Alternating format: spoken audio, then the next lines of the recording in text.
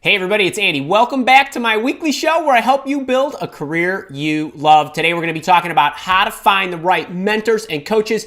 And actually, more accurately, this talk is going to be about how to evaluate these coaches and trainers and mentors and people you invite into your life to teach you. So I hope you're buckled up. We got a lot of fun today. I got 9 big points I want to run over. If you are here with me live, get in the chat. Say hello. Let me know where you're from. Let me know what you need. Put some question marks in front of the questions because the chat gets pretty lively. And if you're watching me on the recording, welcome to you too. So I got some questions a while back about how to find the right trainers for yourself. And we want to know if they're good. We want to know if they're good for you. And it made it on its way to my list of things to talk about with you, except it got elevated recently because about 3 or 4 weeks ago, I was scrolling through my Facebook feed and there was a sponsored ad, and there she was, this online marketing guru who was doing one of the morning talk shows. It was a clip cut out, a little video clip cut out from that show, and she was speaking with the host about how this is such a great world that we live in today because anybody who has a cell phone and an internet connection can go out online and sell their services and their expertise to the world. And while that is technically true, what was going through my head was, oh dear Lord, I am going to have to move this. I'm going to have to move this session up in the queue because I'm worried about my people and what this could do to them if they're not finding the right one. So that's why we're talking about it today and not in July. So sometimes these things just happen. All right, I want to go through basically 9 key points, areas that I want you to be aware of. Some of them you probably know, but I want to try to add my own little flavor to them. Some of them I think are probably a little deeper than others, but let's dive right in. So why are you looking for them in the first place, right? Let's talk about why we even do this. I have 7 or 8 coaches that I rely on for various things, but basically it's one of 2 reasons, right? You have a problem or you have an aspiration. A lot of you that are here with me now that are looking to find the next job or amp up your leadership skills or something of that nature, you have a gap in your life and you want it solved, so you go out and you look for help. Makes perfect sense. I do the same thing. And then others, I want to open a business. I want to learn how to play an instrument. Whatever it might be, you have an aspiration. So that's what leads you to go out and start surfing the internet and YouTube and places like that.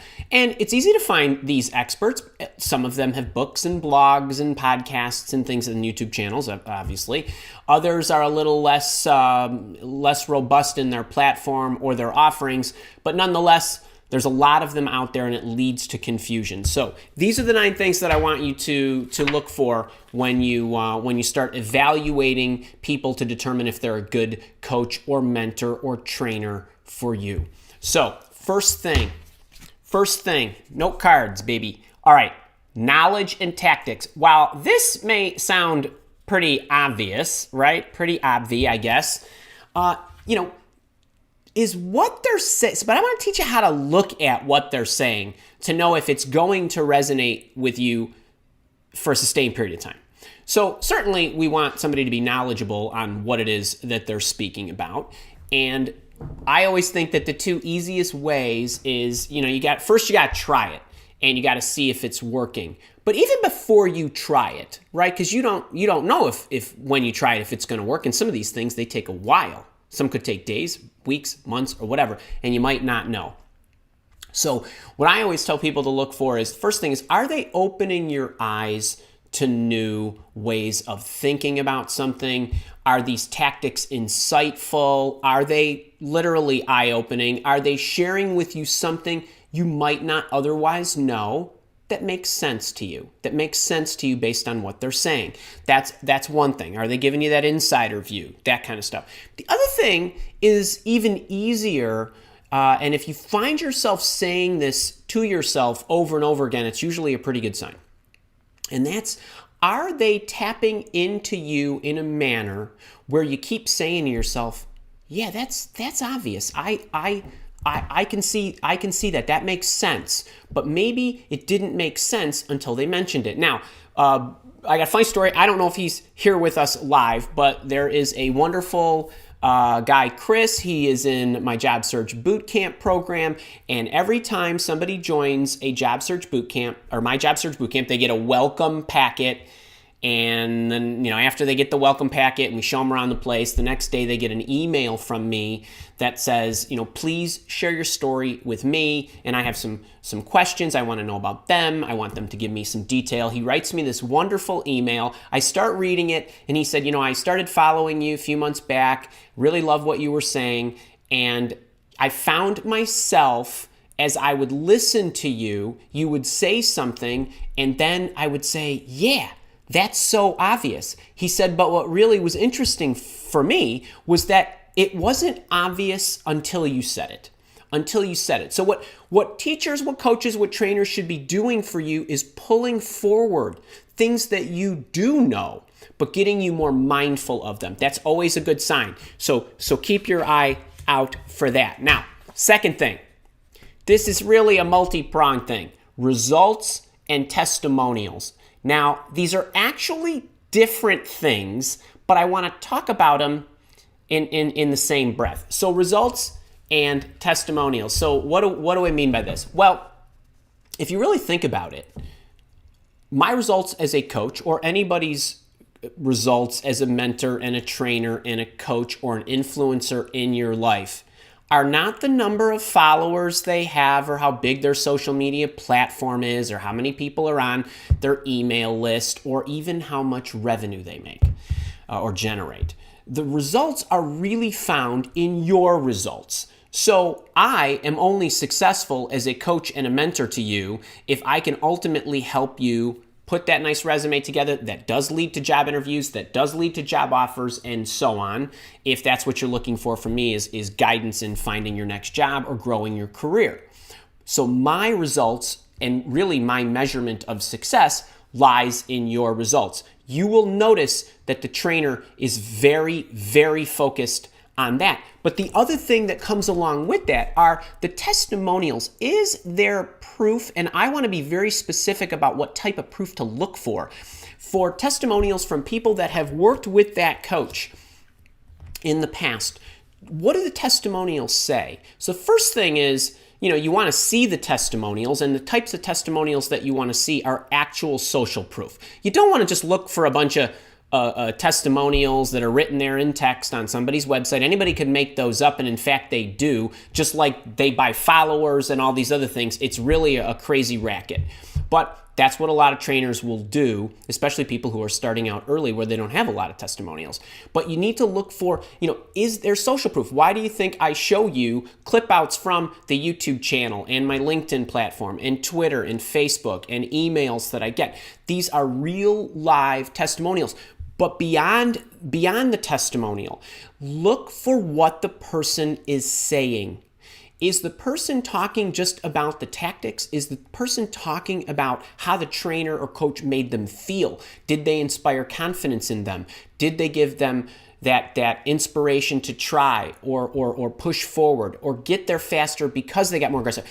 The trainer needs to be able to do that. So look at the context of the testimonial as well. That's very important for you to notice how the person who is giving you that testimony actually felt about working with that person. Very important. It's not just that they have testimonials, it's what's in the testimonial. How about this one? I'll tell you what, the delivery is incredibly important. Just because you are an expert does not mean that you are a great teacher, a great coach, a great trainer, a great mentor, or whatever. Think about everything that has to occur in order for somebody who has knowledge to be able to get you to take that knowledge and implement it and become successful. Going back to the results I was just mentioning, it's in the packaging. Think about what has to happen. If I have knowledge about job searching, I have to reverse engineer my knowledge, package it up in a manner that I can deliver it to you. You can digest it, understand what I'm saying, Take the tools, the tactics, the steps, whatever it is, the process, actually implement it and get results. That's about 7 or 8 things that has to happen. So just because somebody is knowledgeable doesn't mean they're going to be a great teacher. So you need to look for the packaging. There is a huge chain there of events that has to occur. Here again, going back to the results, back to the testimonials, you'll have a better inclination of whether that teacher is able to package it. The other thing is a lot of you very quickly will know, do you like the delivery? Does that person resonate with you? Is there some chemistry and connection there? Believe me, that is a big deal. How about this one? This is a big one. Yes, I did my fancy hearts. I think I'm going to give this card to my wife. I hope she's not watching right now because I wanted it to be a surprise. But do they actually love it? And there's a couple things they got to love. They have to love the subject matter because they want to, you want them teaching about it, and you want them teaching about it for a sustained period of time. But do they love teaching? Do they love teaching? So I have a number of trainers whose programs, or I've followed their free stuff, or whose programs I've invested in, or a combination of all of that. And I notice that some of them, to me, they don't appear to love what they're doing. And if they don't appear to love what they're doing, that's bad. You're right no matter what. Even if you're wrong, you're right. So think about that. Does the person, the trainer, appear to love the subject matter? Are they just oozing with joy? Now, I see some trainers, they're smart, they know their stuff, but they don't, the way they deliver it is in a very condescending manner or a very hurried manner. Or they don't, they try to hurry it over. They really, and you kind of feel icky, like you don't really care about me. And then I see other trainers who you can tell they absolutely love what they're doing, so much so that it leaps out of their chest right through the camera into you, and you can feel it. And even some of these trainers that I watch, some of the ones training that I take, or other people in my space, I see trainers who love what they're doing. They're quite smart. Maybe their delivery is not as smooth as some of the others, more knowledgeable or who have been doing this longer. But it is a real good clue, and that person whose delivery is not that smooth will get better. That's easier to overcome than overcoming the lack of love and joy that subject brings you and the teaching brings you. So keep an eye on that. How about this one? Are they available on a consistent basis? This is huge. This is huge now. It's way easy for me to do this. I turn the lights on, I hit the button, right? Zoom, we can be together in instants. So is the trainer offering you his or her time, even if it's paid time? I'm talking about being available to connect with you, being able to interact with you. Time and availability is also demonstrated in their response to your questions. And I'm a little bit harsher when I'm paying for something than when I'm putting it out on a YouTube channel or on a blog, because there's only so many hours in the day, and these trainers should be taking care of their paid people first, paid members of their programs. But is the trainer available? I'll tell you a true story here. I bought a lot of training from a lot of really smart men and women over the years, and some of the training was pretty good. I watched the recorded videos, I went through the online stuff, and I did all the things. But the trainer was never available. Or when I actually asked questions, I would get ridiculous answers from probably some new person who didn't know what they were doing or how to support us or me or the rest of the community. That trainer was just really never available. And I will tell you this, because this is really important. The trainer that I have continued to stay with, that I rely on for my personal growth, my marketing tactics, some of the other things that I like to learn about my business, he is the most followed, has the best programs, is available every month via multiple programs that he has. I pay for different types of programs that I get to see him every single month. And he is there teaching and answering our questions. And this guy has the most followers and probably the biggest base of all the trainers that I've been through, the 20 or so that I've taken training from over the years. So the size of the audience, the community, the whatever, is not an excuse for not being available. So that's a big one. And then this one is really an extension of availability, but I actually want to throw it into a different category. While being available and having, your time and taking time out to answer your community and your members, your paying members' questions, are they generous in what they give you? Now, the generosity to me starts with the free stuff that they offer. Is it good? Is it high quality? Did care and thought go into it? Is it giving me enough where, don't just give me some dumpy old checklist that isn't going to help me, right? That's free. I opted in. I gave you my name. You didn't give me anything of real value. I want booklets, man. I want templates. I want processes. I want things of that nature. And I will tell you that trainer that I was referring to, the one that I continue to follow, not only does he give us the most free stuff and is live for us on a free and paid basis the most. This is a guy, I just got done telling you, I go to his monthly sessions.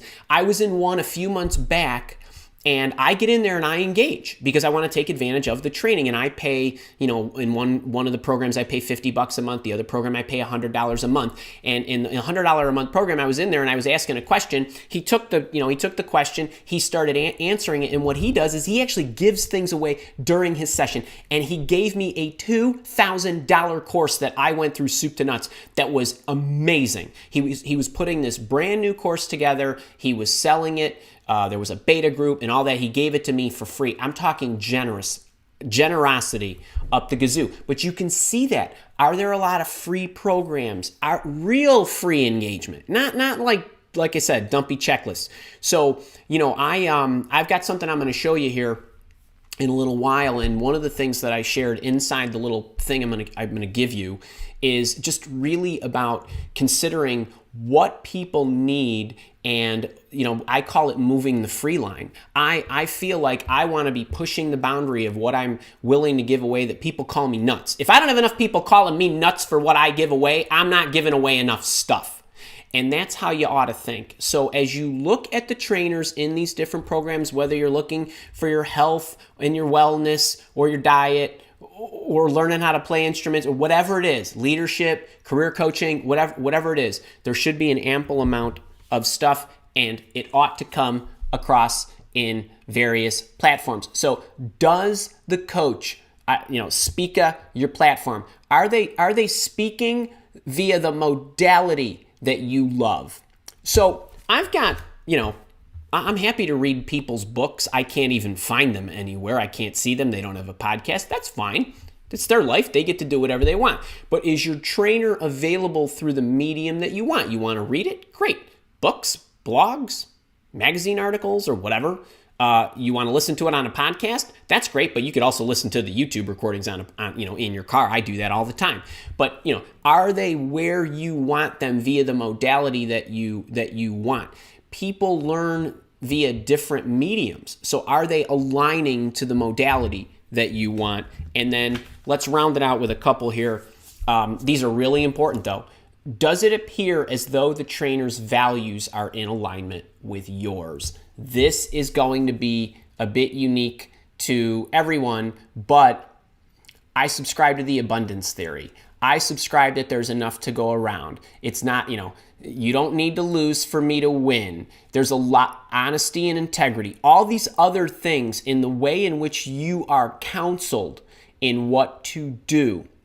How many times do I say, you're always going to hear me say honesty first? I mean, these are things that really come across. Are they shifty and shady, or are they aligning to the values that you want? And then to round you out, I saved this one for last because I think this is the biggest deal of all. But do they inspire you, and do they build confidence in you?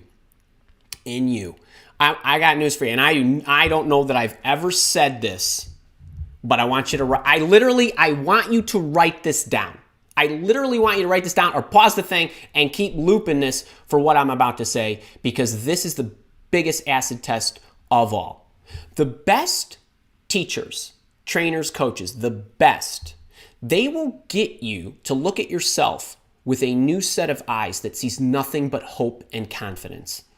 If they don't do that, they are not worthy, or they should not have the privilege of teaching you. If I don't do that for you, then you should stop following me. But that is the ultimate test. I want to make sure, while I'll give you the tools and the tactics and all that stuff, and any trainer can, but if that trainer does not instill in you the confidence to take that teaching and those processes and protocols and inspire you to go and do it, whether that's to go do something that you might not have otherwise done, or if it's to go do something that you would have done anyway, but now you are going to go do it with more confidence or more aggression to take that step and the subsequent steps that it will take to get to where you want to go, that's your ultimate test. That's why I want you to show up each week, right? I mean, we've got a lot of good stuff that we give you and a lot of good tactics and a lot of good booklets and a lot of good paid programs and all that other stuff. But if your confidence level is not being raised and you do not see hope, then I'm not doing my job, and neither is the other trainers that you're following. So I hope that serves you. So check those 9 things. I'm not going to replay them for sake of speed here because I want to show you a few other things and then I want to get to some of your questions. But I hope you enjoyed that. Those are the things I would look out for. Those are the things that I think are going to tell you whether the trainers or the coaches or the mentors are not only good, but good for you. And so if you are here with me, we're going to go to the chat. If you're watching me on the recording, I'll see you next week.